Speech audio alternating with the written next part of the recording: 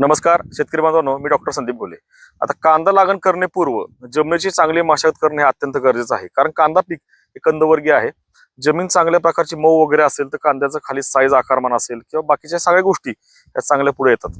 आता त्याच्यामध्ये बघा, महाराष्ट्रामध्ये आपण जर कांदा लागवडीचा विचार केला तर जवळजवळ 70 ते 80% ऊस गेल्यानंतर आपण ते क्षेत्र मशागत करून मग त्याच्यामध्ये आपण कांदा लागण नंतर करत असतो.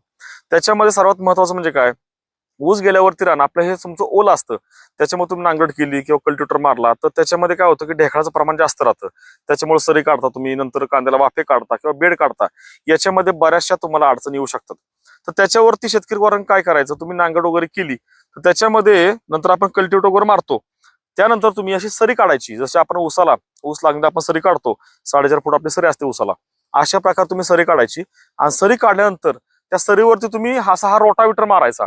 रोटावेटर मारल्यावर तुम्हाला दाखवतो की अशा प्रकारची बघा चांगल्या प्रकारची जमीन तुमची मऊ होते. आता ही सरी का काढायची, बऱ्याच जणांचा असा प्रश्न पडेल की सरी काढल्यावरती ट्रॅक्टरचं एक चाक त्या सरीतनं जातं आणि त्याच्यामुळं काय होतं की तुमचा जो रोटावेटर असतो तो चांगल्या प्रकारे जमिनीच्या खाली म्हणजे खोल लागतो. हे मारल्यावरती चांगल्या प्रकारे अशी जमीन तुमची मऊ होऊ शकते. धन्यवाद.